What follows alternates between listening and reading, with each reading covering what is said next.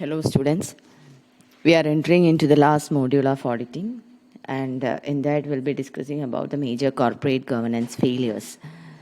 The different companies which failed due to improper corporate governance. And in this video we'll be discussing about BCCI in UK. BCCI stands for Bank of Credit and Commerce International UK, and it was in 1991.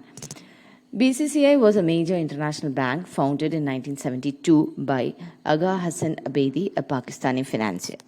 72 form ചെയ്തിട്ടുള്ള ഒരു international ബാങ്കാണ് ഈ BCCI എന്ന് പറഞ്ഞത്, bank of credit and commerce international. It was incorporated in Luxembourg with head office in Karachi and London. ഇതിൻ്റെ ഒരു growth നോക്കുകയാണെങ്കിൽ the bank primarily focused on serving Muslim and third world clients, and the quadrupling of oil prices in 73 and 74 led to the huge deposit by Arab oil producers, and as a result BCCI expanded rapidly in 1970. ഈ എണ്ണവില 4 ഇരട്ടിയൊക്കെ ആയ സമയത്ത് ഒരുപാട് Arabs ഈ ബാങ്കിൽ deposit ചെയ്യുകയും ഈ bank വല്ലാതെ എക്സ്പാൻഡ് ചെയ്യുകയും ചെയ്തു ആ 70s പീരീഡിൽ തന്നെ.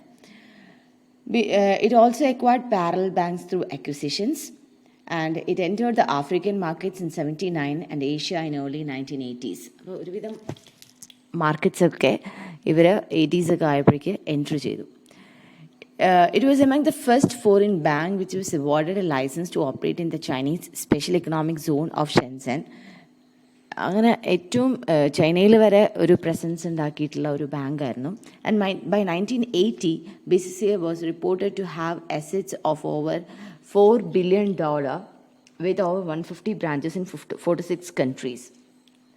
And BCCI expanded rapidly, and by 1991 it had 420 offices around the world and a presence in 70 countries.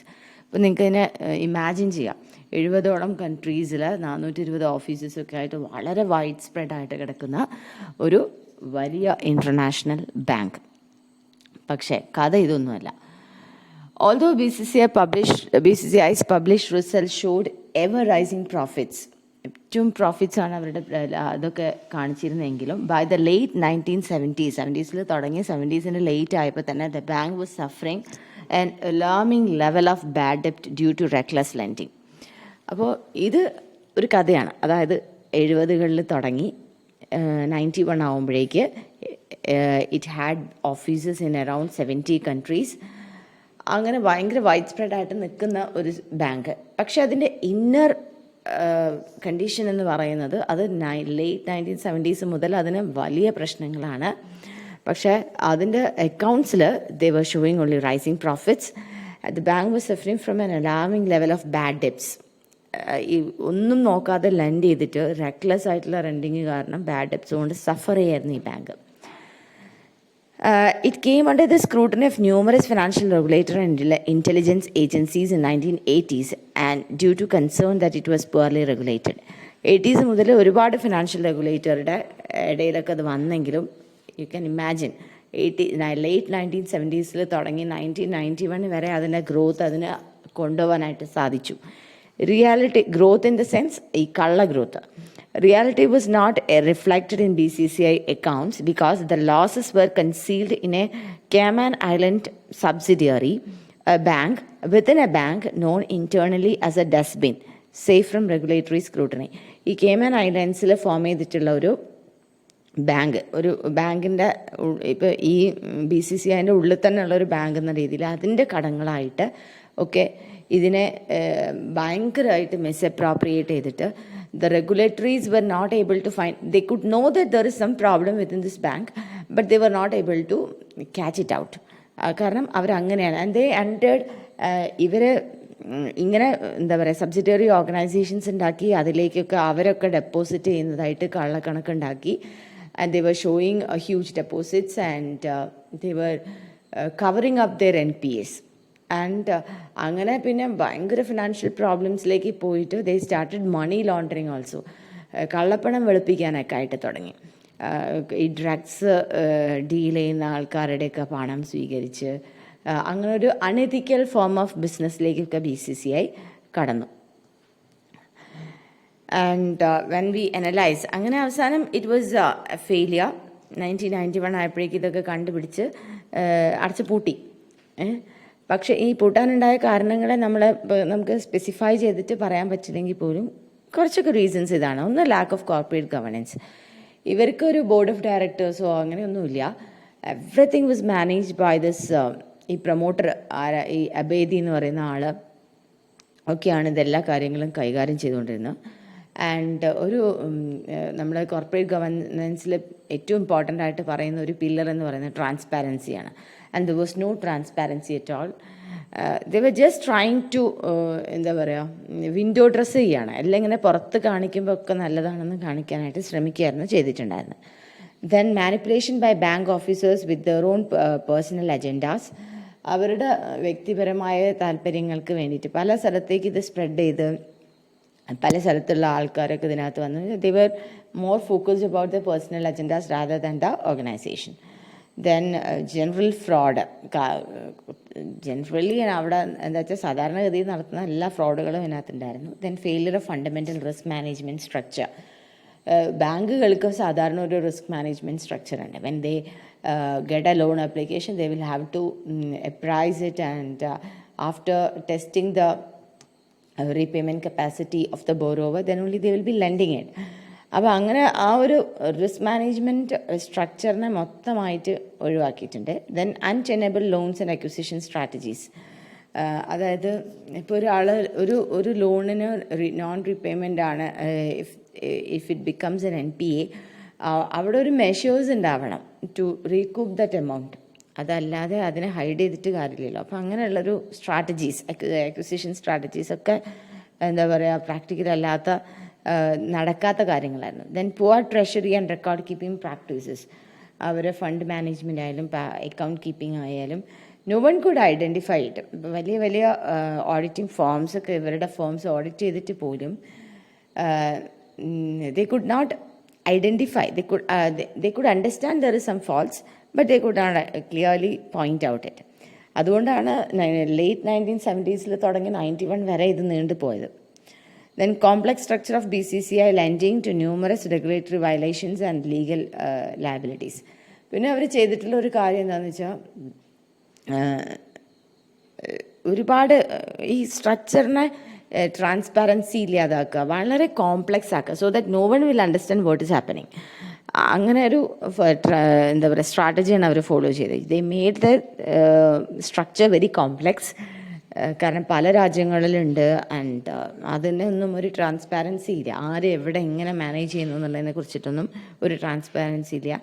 And our focus ചെയ്ത കൺട്രീസ് എന്ന് പറഞ്ഞാൽ പ്രോപ്പറായിട്ടുള്ള റെഗുലേറ്ററി സിസ്റ്റംസ് ഇല്ലാത്ത രാജ്യങ്ങൾ നോക്കി ഫോക്കസ് ചെയ്ത്, and people could not identify. പിന്നെ ഒരിക്കലും ഒരു റെഗുലേറ്ററി ഒരു സെൻട്രൽ ബാങ്കൊക്കെ ഉള്ള ഒരു രാജ്യത്തിൽ അവരുടെ ഫങ്ഷൻസ് ഒരിക്കലും ക്യാരി ഔട്ട് ചെയ്തില്ല. അപ്പോൾ ഒരു റെഗുലേറ്ററി വയലേഷൻസ് ആണ്. അതേപോലെ ഒരു ലീഗൽ സ്ട്രക്ചറിൻ്റെ ഉള്ളിൽ വരാതെ അവരെപ്പോഴും ഒഴിഞ്ഞു മാറിക്കൊണ്ടിരുന്നു. അപ്പോൾ ഇതൊക്കെയായിരുന്നു ജനറൽ റീസൺസ്. പിന്നെ നമ്മൾ കോർപ്പറേറ്റ് ഗവർണൻസിൻ്റെ ലാക്ക് ഓഫ് കോർപ്പറേറ്റ് ഗവർണൻസ് ഉണ്ടായിരുന്നു പറയുമ്പോൾ എന്തൊക്കെയാണ് ആ ഫ്ലോസ് ഇൻ കോർപ്പറേറ്റ് ഗവർണൻസിൻ്റെ ഏരിയയിൽ എന്തൊക്കെ ഫ്ലോസ് ആണ് ഉണ്ടായതെന്ന് നോക്കാം. ഒന്ന് പുവർ റിസ്ക് മാനേജ്മെൻ്റ് ആണ്. ദേ വർ പ്രൊവൈഡിങ് അൺസെക്യൂർഡ് ലോൺസ്. സെക്യൂരിറ്റി ഒന്നും നോക്കാതെ തന്നെ അവർ ലോൺസ് പ്രൊവൈഡ് ചെയ്യുന്നുണ്ടായിരുന്നു. And when A loan becomes NPA, അവിടെ നമ്മൾ ഫോളോ ചെയ്യേണ്ട എന്താ പറയുക സാധാരണഗതിയിൽ ഫോളോ ചെയ്യുന്ന ലീഗൽ മെഷേഴ്സ് ഉണ്ട്. ആ ലീഗൽ മെഷേഴ്സ് പോലും അവർ അഡോപ്റ്റ് ചെയ്യുന്നുണ്ടായിരുന്നില്ല. Then non existent board of directors. The company was managed by its founder Abedi and CEO Naqvi.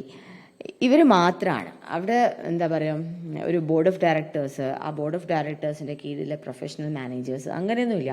ഇപ്പോൾ 70 രാജ്യങ്ങൾ 425ഓളം ഓഫീസസ്, ഈ 425ഓളം ഓഫീസസിലുള്ള managers every one was contacting with ഈ 2 ആൾക്കാർ മാത്രം അത് ഡീൽ ചെയ്യുന്നൊരു സിറ്റുവേഷൻ. അങ്ങനെയാണ് ഈ പ്രശ്നങ്ങൾ. And there is extent to which a person can be vigilant. അങ്ങനെ അത് തോന്നിയ പോലെ പോയി. അപ്പോൾ ആ ബോർഡ് ഓഫ് ഡയറക്ടേഴ്സ് ഒന്നും ഇല്ലാത്തത്. Then lack of regulatory supervision. BCCI was structured in such a way that, ഇതാ ഞാൻ നേരത്തെ പറഞ്ഞത്, no single country had overall regulatory supervision over it. പല സ്ഥലത്തുള്ളതുകൊണ്ട് ഒരു രാജ്യത്തിനും അതിൻ്റെ മുകളിൽ ഒരു ഓവറോൾ സൂപ്പർവിഷൻ നടത്താനായിട്ട് സാധിച്ചില്ല.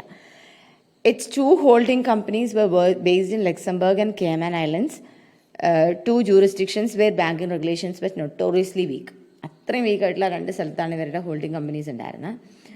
Then it was also not regulated by a country that had a central bank. ഒരു സെൻട്രൽ ബാങ്കുള്ള ഒരു രാജ്യത്ത് അതിന് ഒരു റെഗുലേറ്ററി മെക്കാനിസം ഒരിക്കലും അവർ അനുവദിച്ചില്ല എന്നുള്ളതാണ്. അങ്ങനെ അവർ ചെയ്തേയില്ല. ദെൻ അടുത്തത് ഇനാഡിക്വേറ്റ് ഓഡിറ്റ് സിസ്റ്റമാണ്. അതായത് BCCI had an unusual annual auditing system.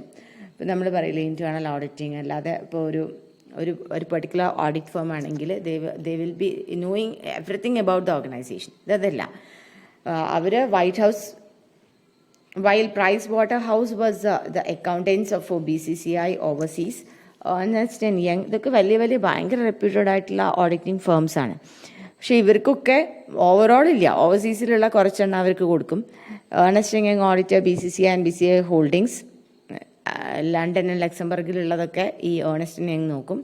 And other companies like KIFCO and ICIC were audited by neither.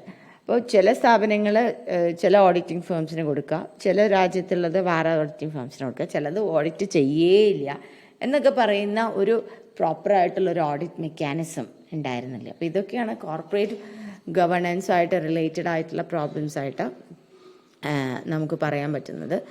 അപ്പോൾ ഇതാണ് BCCIൻ്റെ കഥ. ഇങ്ങനെ കുറേ കഥകളാണ് ലാസ്റ്റ് മോഡ്യൂളിൽ പഠിക്കാനുള്ളത്. അതായത് ഓരോ ഓർഗനൈസേഷൻസ് എങ്ങനെ എക്സ്പാൻഡ് ചെയ്തു and how they face the failure and how they was liquidated എന്നുള്ളതാണ്. ഇപ്പോൾ BCCIൻ്റെ കഥ മനസ്സിലായി എന്ന് വിചാരിക്കുന്നു. So thank you dears.